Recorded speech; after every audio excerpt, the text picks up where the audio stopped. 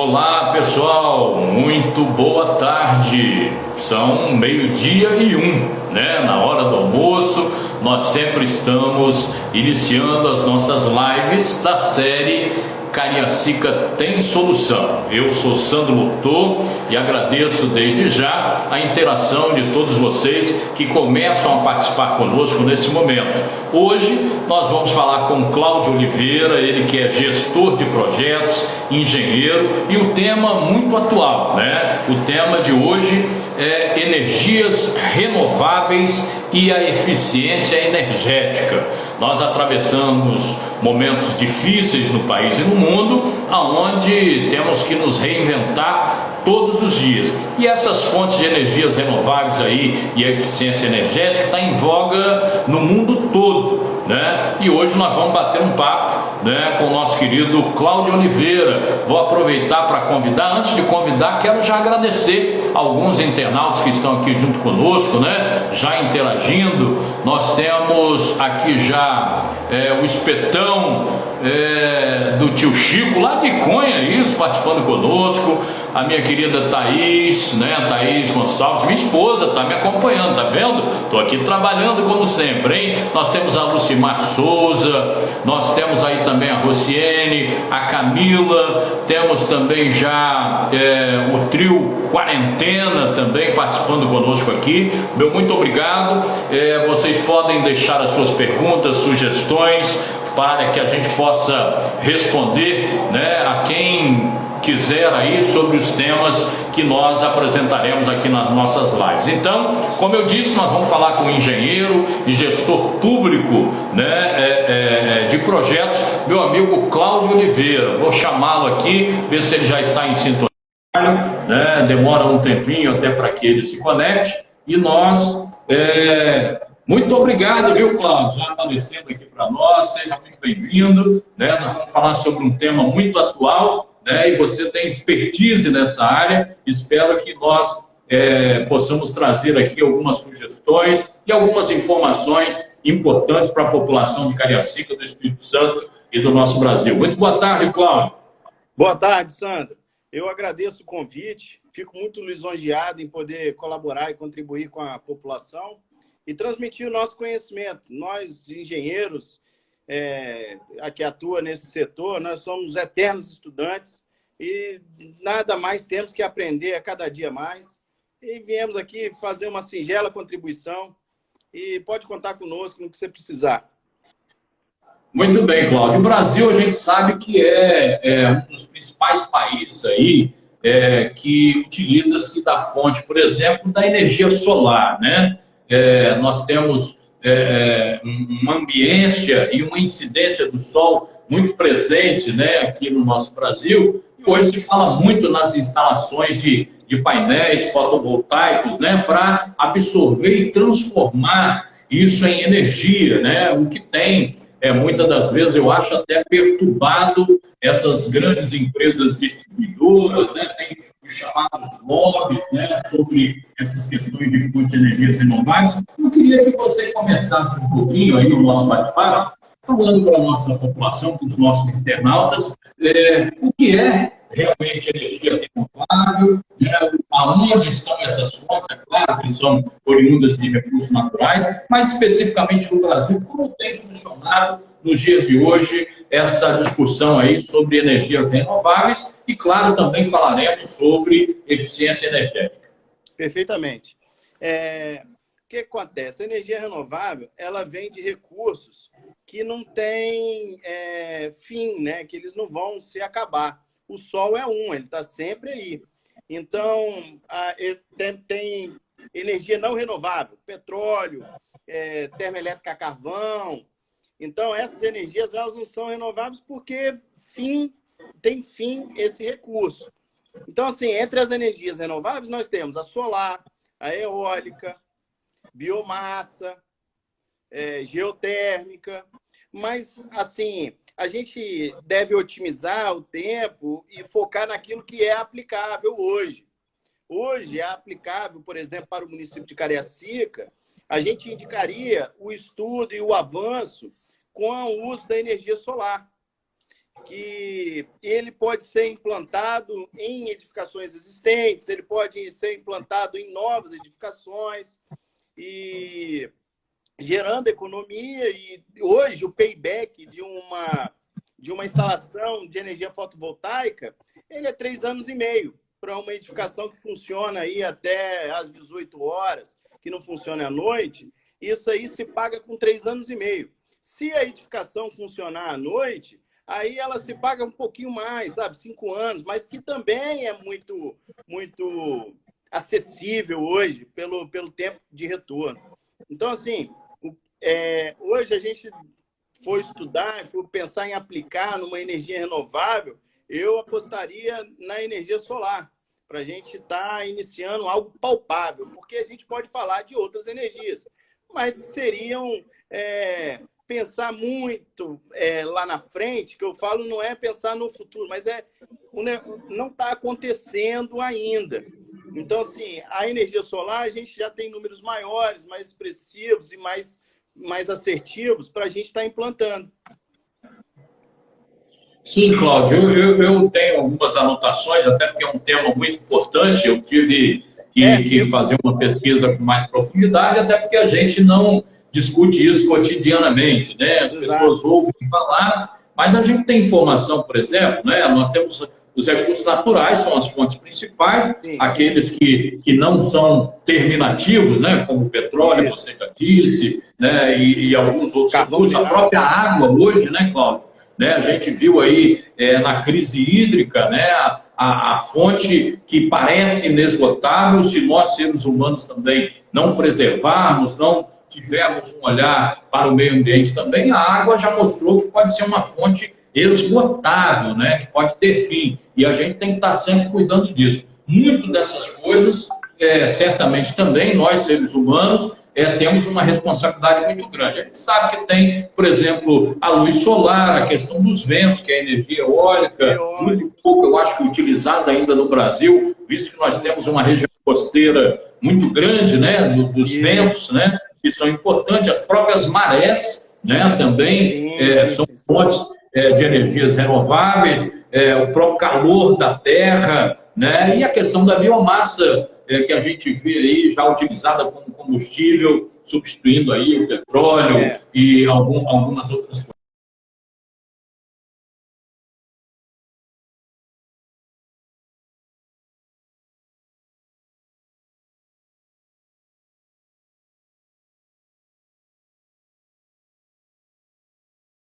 Você tem visto a nível de mundo, a gente sabe que no continente europeu, a Austrália, por exemplo, né, é um país bem avançado nisso também, que discutem muito essas fontes de energia. Mas no Brasil, essas três seriam de maior facilidade, de maior acessibilidade, seria mais palpável para todos nós? Então, no Brasil, a gente é muito farto de água, e eu quero deixar claro que a energia elétrica, da termoelétrica, é uma energia limpa. Ela causa alguns transtornos e alguns malefícios, sim, à natureza, que seria mudar o percurso do rio, represar, mas, enfim, nós temos muita abundância dessa fonte. E temos muitas quedas naturais que podem ser geradas micro usinas de energia elétrica aí. Mas, enfim, hoje a energia solar no Brasil ela é inesgotável. Nós temos também a energia eólica, que nós temos uma costa muito grande e isso acaba sendo muito, muito favorável. Porém, devemos estudar para cada caso o que é mais eficiente.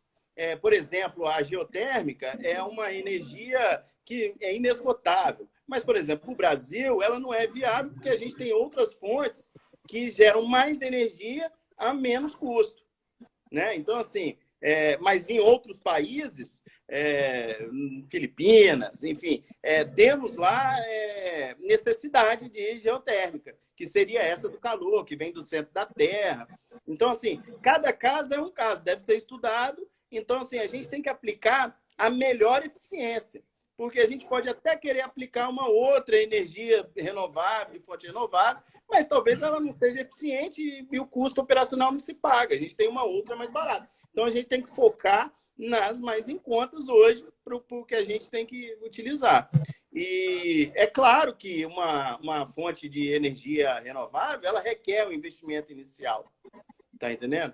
Então, assim, temos que pensar no futuro, mas também temos que pensar no agora. É claro que a gente tem que investir, porém, com consciência. Para que Muito bem, Cláudio. A gente tem uma informação, né, hoje que se utiliza no Brasil, né, em especial, né, cerca de 61% é oriunda dessas hidrelétricas, né, da energia através da água. A nossa maior a nível do Brasil é Itaipu, né, como referência, que interage entre o Brasil, Argentina, Uruguai, essa região toda aí da América do Sul, né? Mas a gente também tem um estudo que até 2030, por exemplo, cerca de 50% de toda a energia consumida no Brasil, em especial, né, vai girar em torno de 50%. E aí eu já entro numa pergunta a você, que é importante. Como está a questão do incentivo governamental para isso, Cláudio? Até porque, recentemente, em matérias vinculadas nacionalmente, trava-se uma batalha sobre a carga tributária excessiva nessa fonte de energia renovável. O cidadão capta essa energia, o que sobra pode vender para as redes, em alguns exemplos de países, né, as indústrias distribuidoras, né? Como é que funciona isso hoje no Brasil? Nós temos incentivo porque a gente sabe que é caro o investimento, mas ela é autossuficiente, ela se paga. Você já falou alguns aí em cerca de 3 anos e meio, outras um pouco menos, mas nós temos incentivo do governo para buscarmos essas fontes alternativas de energia, ou seja, através de impostos, melhor dizendo, através de alguma isenção sobre equipamentos. Há uma facilidade para eu, por exemplo, cidadão comum, instalar um painel de energia lá na minha casa, um fotovoltaico, digamos assim. Há essa facilidade hoje? Há um incentivo por parte do governo nesse sentido? Hoje há sim. Essa facilidade, principalmente no setor privado, né, em termos de empresas e até pessoa física também, o financiamento para esse tipo de investimento, ele é amplo, tem dinheiro em caixa e ele não é burocrático. Ele é de uma forma mais rápida, ele não é um financiamento onde a pessoa tem que colocar determinadas garantias. Não. Por quê? Porque o próprio investidor, que é o banco, ele sabe que esse dinheiro ele vai retornar e o cliente vai conseguir pagá-lo. Então, hoje tem sim incentivo, tem facilidades, é algo palpável e é claro que tem as regras que devem ser seguidas, apresentar os projetos, apresentar o tempo de payback, enfim, tudo isso favorece, sim, quando você tem um bom planejamento, você consegue, sim, captar esses recursos aí. Eu recentemente presenciei, Cláudio, alguma discussão no Congresso Nacional. É claro que no Brasil não é oficializado o lobby, né, um trabalho globista, assim como é nos Estados Unidos e em outros países, mas as empresas, né, digamos assim, as indústrias até multinacionais, distribuidoras de energia aí, faz uma pressão, né, usando aí o lobby velado, né, faz uma pressão no Congresso Nacional e no governo federal para que dificulte um pouco essas instalações, né, dessas fontes de energias renováveis. Como é que o setor em si, como é que os nossos pensadores, engenheiros, né, arquitetos aí, como é que pesquisadores, como é que vocês têm tratado isso? Você tem o hábito de interagir nessas discussões de cunho nacional para facilitar essa acessibilidade e minorar essa pressão das grandes distribuidoras aí a nível de Brasil? Pois bem, vou esclarecer uma coisa que ela é muito importante. Foi aquilo que eu falei lá atrás, né? Nós somos eternos estudantes, então a gente dialoga com vários profissionais, vários colegas de profissão. Mas eu quero deixar claro que a pressão das concessionárias, ela tem uma certa razão. Eu vou te explicar por quê. Tem acontecido da pessoa da pessoa produzir na usina dela particular. Vamos colocar o Sandro. O Sandro vai lá no sítio dele. Vamos botar que o Sandro tem um sítio. Nem sei se o Sandro tem um sítio, mas eu tenho um galpão, um terreno lá no interior. E o Sandro monta uma micro-usina lá, uma usina solar. E está gerando a energia dele. Porém, o Sandro, naquele sítio, naquele lugar, ele consome pouco. Ele quer abater aquele crédito numa outra instalação, num outro lugar.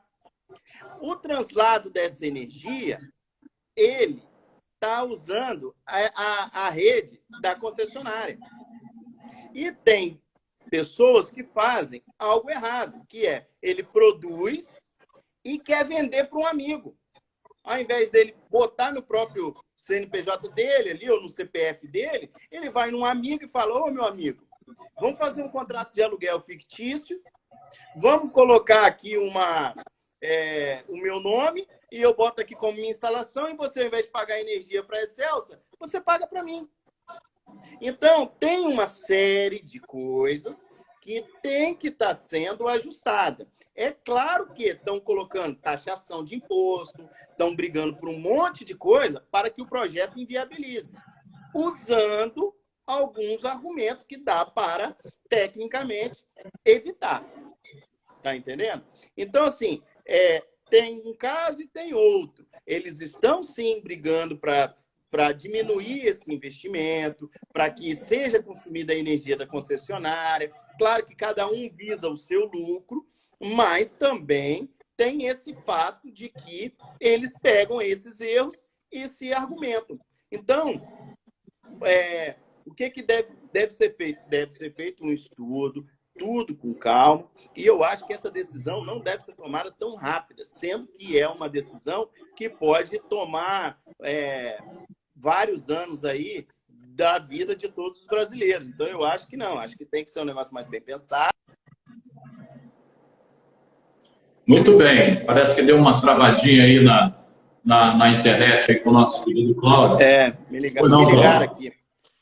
Mas então, aí é isso. Então, assim, tem sim.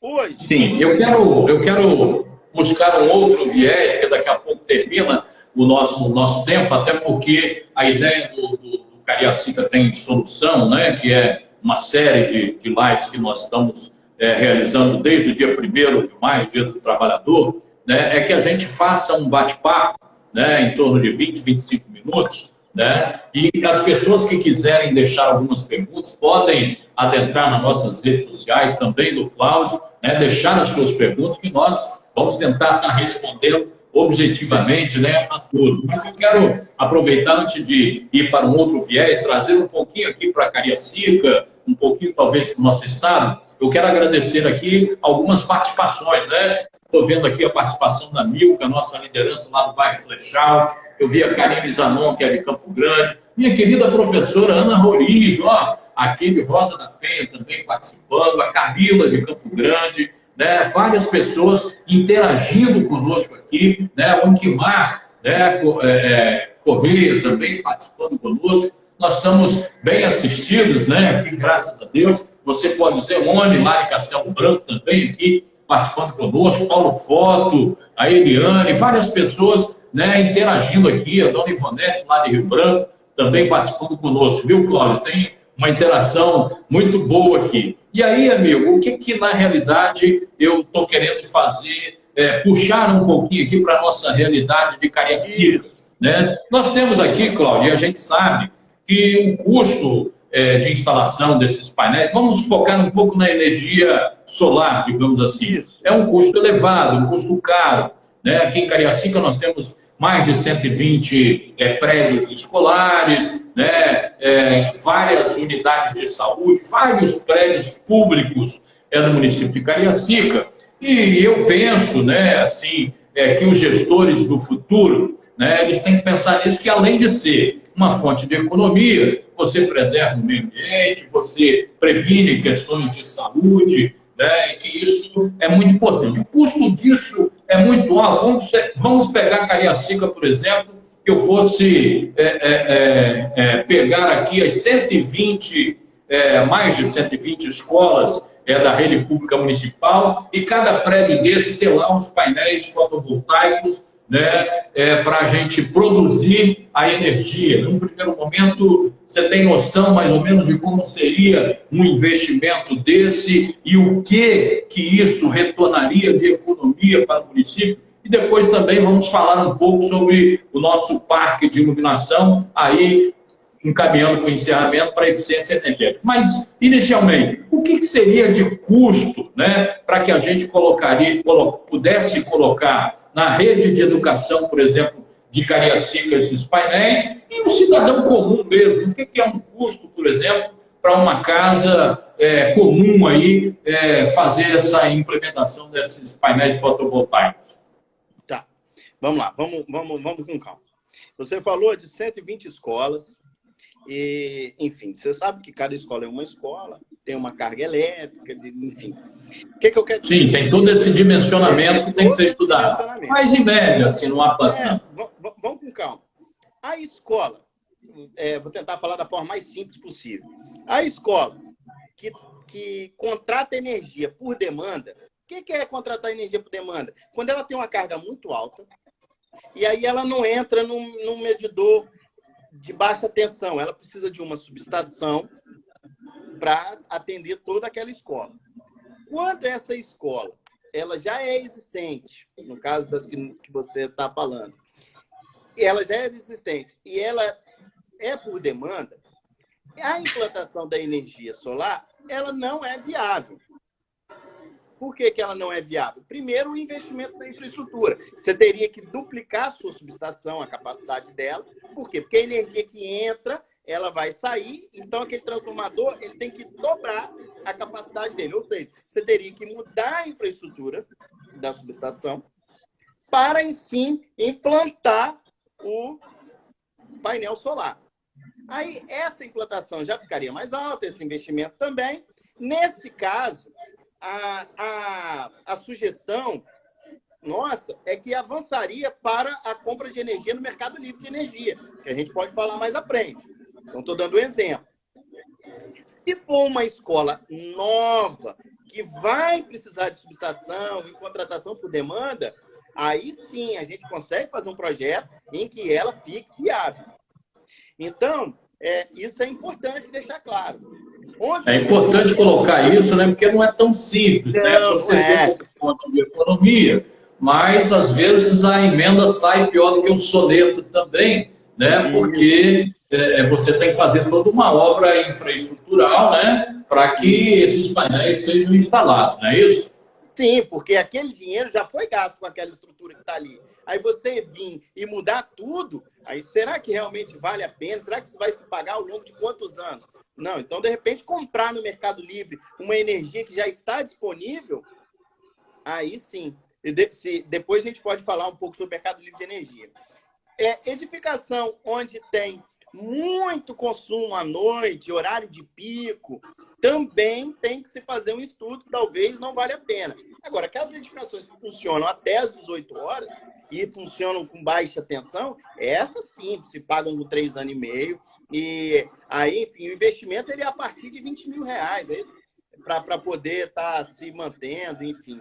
Então, é importante esse ponto de saber quando que tem que fazer ou não um investimento em energia solar, por exemplo. Então, assim, muito bem, Cláudio. Agora eu quero puxar um pouco aqui, né, em virtude até do nosso tempo, né? Papo agradável, a coisa vai fluindo, né? Estou vendo aqui até a colocação do Sandro Perovano, por exemplo, dizendo que, de fato, há uma pressão descomunal aí das distribuidoras de energias de hidrelétricas e tal aí contra esse mercado, né? Você vê que tem pessoas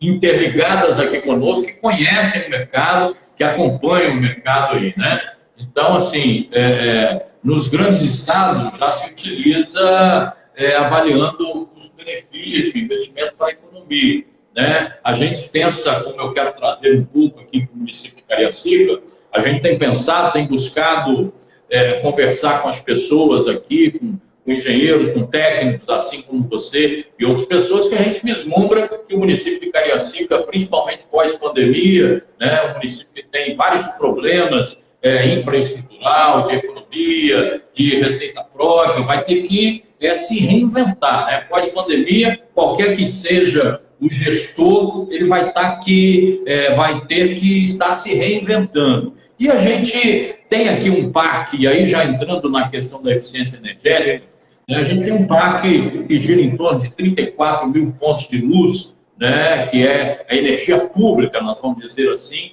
para o cidadão que transita no dia a dia. Eu penso que uma energia eficiente, uma iluminação pública eficiente é fator, inclusive, primordial para a segurança pública, para garantir o direito de ir e vir do cidadão. Nós temos aqui um parque em cerca de 34 mil pontos. Recentemente, a Prefeitura Municipal começou a fazer um desenho da possibilidade de transformar todos esses 34 mil pontos em energia com lâmpadas de LED. Isso já no viés da eficiência energética. O que isso significa de investimento e de custo baseado aí, se você tem um dado mais ou menos, baseado num parque elétrico aí como esse de 34 mil pontos de luz de iluminação pública? Bom, vamos lá. A iluminação pública, ela é uma disciplina que ela atua na segurança, na mobilidade urbana, no bem-estar, no lazer. Então, assim, ela é de suma importância e fundamental para o munícipe, né? O Parque de Iluminação Pública de Cariacica, ele, na sua grande maioria, é de lâmpadas de vapor de sódio, vapor de sódio e vapor metálico. A luminária de LED, ela traz uma economia de 40% a 60% do custo de energia dela. Então, ou seja, se uma luminária, para atender um trecho, precisa ser de 400 watts de vapor de sódio, que é o que existe lá hoje, ou vapor metálico, numa de LED a gente pode colocar 240, 180, que vai atender. Por quê? Porque a luminária ela tem um fluxo luminoso maior. E a luminária de LED, ela, além dela ter esse fluxo luminoso maior, ela tem também dentro dela um drive que ele pode dimerizar ou não a luminária. O que é dimerizar? É aumentar a luminosidade da luminária, é diminuir. Ou seja, com uma telegestão implantada, dá para a gente otimizar mais ainda a energia. Depois do LED, 3 horas da manhã, uma rua, ninguém passa. Você pode diminuir a luminosidade dela para baixar o consumo. Aí você já vai partir para um outro viés, aí já vai linkar com viés de eficiência energética, cidade inteligente. Então, assim, é toda uma cadeia que ela vai se interligando.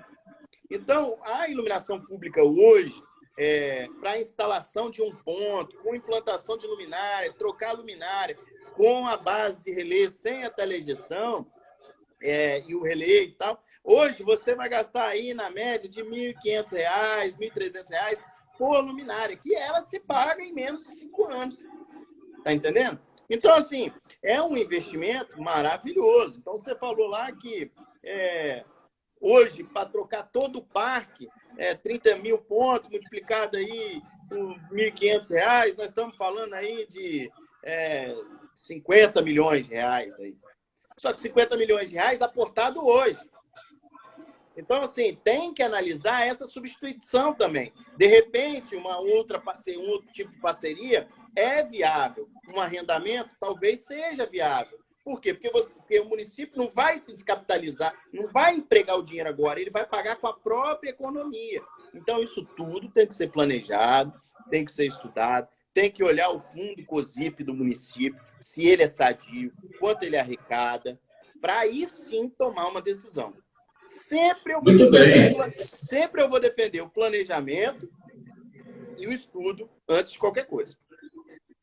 Muito bem, Cláudio. Nós vamos encaminhar para as suas considerações finais, mas então o que eu quero só para fazer um fechamento aqui, né? Então, pode-se dizer que o resultado da energia renovável e de uma eficiência energética, ela se dá de curto, médio e longo prazo através de planejamento, um bom investimento, né, com retorno, me diz aqui a dona Ivonete. O Sandro fala mais uma vez da questão de fonte de captação de recursos federais, que existe também para isso, para adaptação. Viu, Sandro? É importante a sua colocação. A gente sabe que existe fonte de recursos federais para isso, né? O Arquimar está aqui colocando para nós que os projetos novos, né, devem ser considerados, né, para que se utilize essa energia renovável. É claro que a gente almeja que todo gestor público, e aí eu reitero, né, que pós-pandemia, por exemplo, só o município de Cariacica, a receita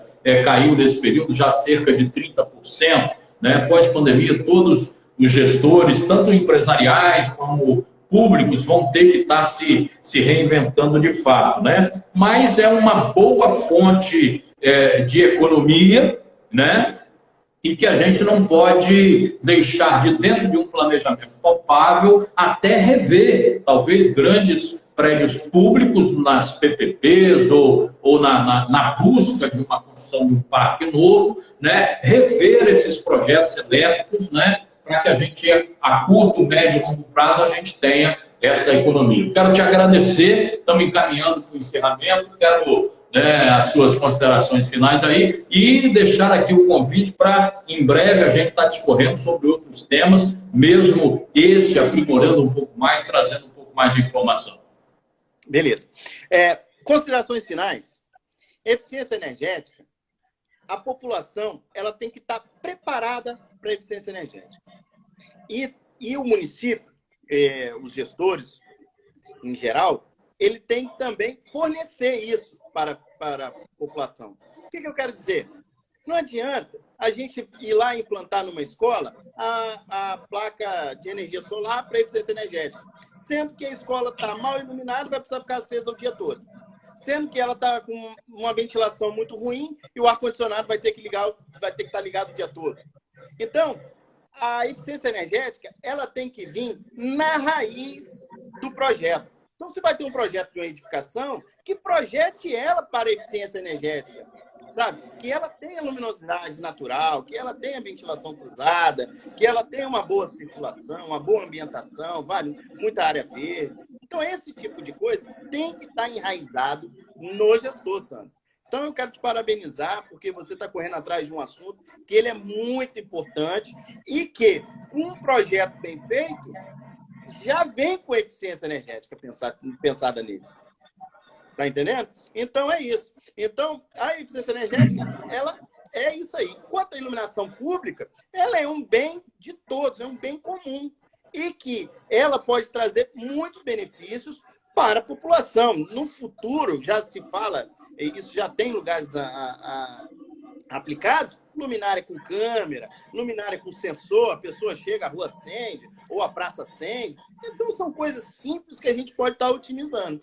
Então, assim, partir para um viés da cidade ficar mais humanizada para todo mundo poder utilizar os recursos dela. E eu quero agradecer. Muito bem, Cláudio.